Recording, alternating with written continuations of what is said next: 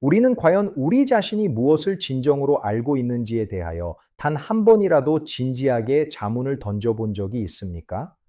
진정으로 안다는 것은 무엇을 의미하는 것입니까? 오늘 그 답을 찾아 떠납니다. 안녕하십니까? 오늘 저는 서구 철학의 발상지이자 민주주의의 요람인 이곳 고대 아테네의 중심부에서 여러분을 맞이하게 되어 매우 영광스럽습니다. 우리는 오늘 소크라테스라는 인물이 고대 그리스 사회에 던진 충격적인 질문들과 그가 직면했던 시대적 비극을 아주 상세하게 파헤쳐 보려 합니다. 기원전 5세기 아테네의 정치적 혼란과 사상적 격변 속으로 직접 들어가 현장의 생생한 공기를 느끼며 그의 지적 유산을 함께 탐구해 보시길 바랍니다. 과연 그의 질문은 무엇을 향하고 있었을까요? 이제 그 장대한 여정을 시작하겠습니다. 에게해를 품고 있는 아티카 반도의 수려한 해안선은 고대 아테네의 시작이었습니다. 아테네는 지중해 해상 무역의 중심지로서 주변 국가들과 활발한 교류를 이어갔습니다. 다양한 문화를 동시에 흡수하며 아테네는 유례없는 번영의 기틀을 마련하였습니다. 당시 아테네는 약 2,500평방킬로미터의 면적을 차지한 거대 도시였습니다. 비옥한 평야와 전략적인 피르스 항구는 아테네를 천혜의 요새로 만들었습니다.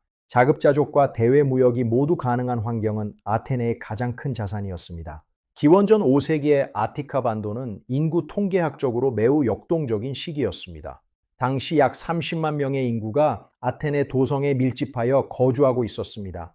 수많은 시민들은 이 찬란한 도시 안에서 예술과 정치 문화를 꽃피웠습니다. 지리적 이점을 활용한 해상 강국으로서의 면모는 패권을 장악하는 계기였습니다. 이러한 물리적 환경은 자유로운 토론과 새로운 사상이 싹트기에 완벽했습니다. 민주주의는 바로 이러한 풍요와 개방성 속에서 탄생한 고귀한 산물이었습니다. 매년 수만 톤의 곡물이 피르스 항구를 통해 도시 안으로 유입되었습니다. 풍부한 곡물 수입은 시민들의 배고픔을 해결하고 문화적 자존감을 높였습니다. 지형이 만든 운명은 이제 인간의 위대한 의지에 의해 완성되려 하고 있습니다. 당시 아테네의 직접 민주주의는 전 세계 역사에서 유례를 찾기 어려웠습니다. 성인 남성 시민 약 4만 명이 국정에 직접 참여하여 모든 결정을 내렸습니다. 사회 구조는 시민과 거류 외국인 그리고 노예로 엄격히 구분되어 있었습니다. 경제적 풍요 덕분에 일반 시민들도 철학과 예술에 몰입할 여유를 가졌습니다. 페리클레스 시대에는 공직에 대한 수당 제도가 도입되어 참여를 장려했습니다. 이 제도는 가난한 시민들조차 민주적 의사결정 과정에 참여하게 만들었습니다.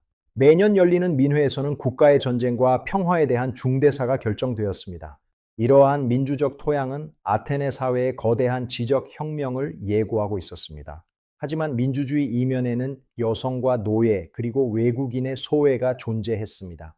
1대3의 비율로 존재했던 노예 계층은 아테네 경제의 실질적 기둥이었습니다. 법 앞에 평등인 이소노미아는 시민권자들에게만 허용된 고귀한 특권이었습니다. 지적 정직함과 비판적 사고는 이 체제를 유지하는 가장 강력한 힘이었습니다. 추첨제와 도편 추방제는 권력의 독점을 막기 위한 지혜로운 장치들이었습니다. 모든 시민은 잠재적인 정치인이자 철학자로서 자신의 목소리를 냈습니다. 아테네의 심장부인 광장은 이미 뜨거운 지적 열기로 가득 차 있었습니다. 민주적 토양 위에서 직업교사인 소피스트들이 등장하여 수사학을 가르쳤습니다. 이들은 진리의 절대성보다는 상대성을 강조하며 논쟁에서 이기는 법을 전했습니다. 출세를 갈망하는 귀족 청년들은 고가의 교육비를 지불하며 강의를 들었습니다. 인간은 만물의 척도라는 선언은 절대적 진리의 존재를 강력하게 부정했습니다. 이러한 상대주의 경향은 아테네의 전통적인 도덕과 가치관을 흔들었습니다. 사회 전반에는 지적인 혼란과 도덕적 회의주의가 서서히 자리 잡기 시작했습니다. 수사학은 민회에서 군중을 휘어잡을 수 있는 가장 강력한 무기가 되었습니다. 진실보다 승리를 앞세우는 태도는 아테네의 윤리적 기반을 크게 약화시켰습니다. 지적 유희는 즐거웠으나 영혼의 구원이나 삶의 목적에 대한 통찰은 부족했습니다. 소크라테스는 소피스트들과는 전혀 다른 길을 걸으며 진정한 탐구를 시작했습니다. 그는 화려한 수사학 대신 소박한 질문을 선택하여 진실의 목소리를 냈습니다. 진리의 목소리는 광장의 소음 속에서 서서히 그 형체를 드러내기 시작했습니다. 인간 이성의 한계를 인정하고 지혜를 찾는 소크라테스의 여정이 시작되었습니다. 그는 외적인 성공보다 내적인 성찰이 인간에게 더 중요하다는 사실을 알렸습니다. 시대의 요구에 응답하는 철학자의 뒷모습을 보며 우리도 지혜의 길을 묻습니다. 소크라테스는 시장 한복판에서 만나는 모든 이들에게 정의와 용기를 물었습니다. 자신이 아무것도 모른다는 자각이야말로 진정한 삶의 시작이라고 주장했습니다. 그는 상대방의 논리적 모순을 파헤치는 독특한 삼파수를 즐겨 사용하였습니다. 권력자들은 그의 예리한 질문 앞에서 자신의 무지를 적나라하게 드러냈습니다. 지식을 주입하기보다 마음속 진리를 스스로 발견하도록 돕는 역할을 자처했습니다. 무지를 아는 것이 진정한 지혜라는 말은 성찰의 가장 높은 단계로 안내합니다. 아테네의 수많은 청년들은 그의 독특한 교육 방식에 매료되어 진리를 쫓았습니다. 질문은 꼬리에 꼬리를 물고 이어졌고 상대방은 결국 자신의 편견을 깨달았습니다. 소크라테스는 지적 자만심을 꺾고 영혼의 겸손함을 일깨우는 데 평생을 바쳤습니다. 그는 아테네라는 거대한 말을 깨우는 등에와 같은 존재가 되기를 원했습니다. 지적 정직함이야말로 그가 제자들에게 물려준 가장 소중한 정신적 유산입니다. 아테네의 거리는 이제 단순한 시장을 넘어 거대한 철학의 전당으로 변했습니다. 모든 이가 그의 대화 상대였으며 모든 순간이 진리를 향한 뜨거운 탐색이었습니다. 그의 목소리는 광장의 소음을 뚫고 인간 존재의 근원적인 물음에 닿아 있었습니다. 지혜의 등불은 이렇게 무지의 자각이라는 기름을 통해 뜨겁게 타올랐습니다. 기원전 431년 시작된 펠로폰네소스 전쟁은 아테네의 황금기를 끝내버렸습니다. 27년간 이어진 긴 소모전은 아테네 도시의 국력을 완전히 고갈시켰습니다. 도시 내부에 퍼진 치명적인 역병은 전체 인구의 약 3분의 1을 앗아갔습니다. 위대한 지도자 페리클레스조차 역병의 희생자가 되어 아테네는 혼란에 빠졌습니다. 30인 찬탈자의 공포 정치는 아테네 시민들의 불안과 분노를 고조시켰습니다. 전통적인 가치관의 붕괴는 이성을 마비시켰고 시민들은 지혜를 외면했습니다. 소크라테스의 고결한 철학은 체제 전복을 꾀하는 위험한 사상으로 오해받았습니다. 위기는 곧 광기로 변하여 한 시대를 밝히던 위대한 지성을 위협하기 시작했습니다. 시민들은 실책을 인정하기보다 누군가를 희생양으로 삼아 책임을 돌리려 했습니다. 전쟁의 비극은 한 개인의 삶을 넘어 한 문명의 정신까지 완전히 잠식했습니다. 공포와 불신이 지배하는 거리는 철학자가 서 있을 자리를 점점 더 좁게 만들었습니다. 운명의 시계는 이제 소크라테스에게 가장 가혹한 시간을 향해 달려가고 있었습니다. 넬로스 동맹의 해체는 아테네의 경제적 기반을 송두리째 흔들어 놓았습니다. 찬란했던 예술적 성취도 전쟁의 포화 속에서 서서히 그 빛을 잃어가고 있었습니다. 지혜를 거부한 도시의 최후는 참혹했으며 비극은 이미 예견되어 있었습니다. 기원전 399년 500명의 배심원 앞에서 세기의 재판이 시작되었습니다. 소크라테스는 신념을 굽히지 않고 죽음보다 정의로운 삶이 중요함을 변론했습니다. 고발자들은 명분을 내세웠으나 실체는 날카로운 질문에 상처 입은 자들의 복수였습니다. 목숨을 구걸하는 대신 자신이 아테네를 깨우기 위한 신의 등에라고 선포했습니다. 그는 자신이 국가에 유익을 주었으니 국빈으로 대접받아야 한다고 주장했습니다. 유죄가 확정된 후에도 그는 평소와 다름없는 담담한 태도로 죽음을 수용했습니다. 그는 자신의 죽음이 진실을 가릴 수 없으며 사상이 영원할 것임을 확신했습니다.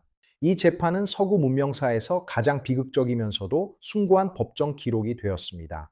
법정의 공기는 차가웠으나 그의 목소리는 뜨거운 진리를 담아 장내를 울렸습니다. 죽음을 두려워하는 것은 모르는 것을 안다고 착각하는 것과 같다고 일깨웠습니다. 유죄 판결의 순간에도 그는 양심에 부끄럽지 않은 선택을 했다며 안도했습니다.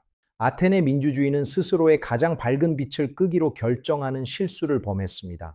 역사는 인간의 광기와 이성의 충돌을 되새기며 이 재판을 영원히 기억할 것입니다. 유죄 판결 이후 사형 집행이 미뤄진 한 달 동안 그는 감옥에 머물렀습니다. 그는 탈출할 기회가 있었음에도 시민의 의무를 다하기 위해 남기로 결정했습니다. 마지막 순간까지도 죽음 이후의 영혼에 대해 논하며 제자들을 다정히 위로했습니다. 그는 태연하게 독배를 들이킴으로써 자신의 철학을 완성하는 실천을 보였습니다. 독약이 몸에 퍼지는 과정을 설명하며 죽음 또한 자연스러운 과정임을 증명했습니다. 아스클러피오스에게 진 빚을 갚아달라는 말은 삶에서 치유되었음을 의미합니다. 육체적 생명은 끝이 났으나 그는 제자들의 기록을 통해 영원한 스승이 되었습니다. 슬픔은 곧 경외심으로 변하여 철학의 위대한 순교자를 기리는 눈물이 되었습니다. 죽음은 소크라테스에게 끝이 아니라 진정한 자유를 향한 위대한 시작이었습니다.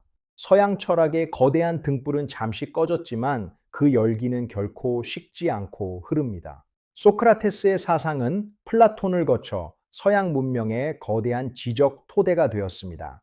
아리스토텔레스는 학문의 영역을 확장하며 인류의 지적 나침반 역할을 했습니다. 그의 비판적 사고는 르네상스와 계몽주의 시대를 거쳐 지식인의 무기가 되었습니다. 현대의 교육 현장에서도 소크라테스식 문답법은 학생들의 논리력을 기르고 있습니다. 책 한 권 남기지 않았으나 그의 생각은 전 세계 도서관을 가득 채우고 있습니다. 가치관이 충돌하는 현대 사회에서 우리는 여전히 그의 질문 방식을 필요로 합니다. 스스로 생각하는 힘을 기르는 것이야말로 소크라테스가 남긴 가장 큰 선물입니다. 기술이 발전한 시대에도 인간 영혼에 대한 성찰은 여전히 유효한 과제일 것입니다. 무지의 자각은 정보의 홍수 속에서 우리에게 겸손한 배움의 자세를 일깨워줍니다. 성찰하지 않는 삶은 살 가치가 없다는 말은 오늘의 우리에게도 삶의 지표가 됩니다. 텅 빈 아고라 유적지에 석양이 내리쬐며 역사의 무거운 침묵이 흐르고 있습니다. 시장 통로와 석조 기둥들 사이에서 우리는 가장 강렬한 지혜의 목소리를 듣습니다. 아테네의 석양은 지지만 철학의 아침은 그의 질문과 함께 매일 새로울 것입니다. 삶이라는 광장에서 자신만의 독배를 마실 용기와 진리를 추구할 지혜를 가집시다. 우리는 지난 시간 동안 한 철학자의 삶이 어떻게 불멸의 진리가 되었는지 목격하였으며 무지에 대한 자각이 지혜의 시작임을 깨달았습니다. 비록 그는 육체적으로 사라졌으나 그가 남긴 질문의 방식과 진리에 대한 열망은 현대 사회를 살아가는 우리에게도 여전히 유효한 나침반입니다. 오늘 우리가 함께 살펴본 소크라테스의 지혜가 여러분의 삶 속에서도 작은 빛이 되어 스스로를 돌아보는 성찰의 시간이 되기를 기원합니다. 과연 여러분은 오늘 어떤 질문을 자신에게 던지시겠습니까? 스스로를 속이지 않는 정직한 답변을 찾아 지혜의 여정을 떠나보시길 바랍니다. 긴 시간 동안 소크라테스와의 지적인 대화에 동참해 주신 여러분께 깊은 감사를 드리며 오늘 이야기가 여러분께 깊은 통찰을 더해 주길 바랍니다. 영상이 유익하셨다면 채널 구독과 좋아요를 눌러주세요. 여러분의 소중한 참여는 더 좋은 영상을 만드는 데 큰 힘이 됩니다. 감사합니다. 건강하고 행복한 하루 보내시길 바랍니다. 지혜로운 삶의 주인공이 되어 진정한 자유를 누리시길 응원하며 여기서 이만 인사드리겠습니다. 다음에 더 깊이 있는 이야기로 다시 뵙겠습니다. 지금까지 시청해 주셔서 진심으로 감사합니다. 안녕히 계십시오. 감사합니다.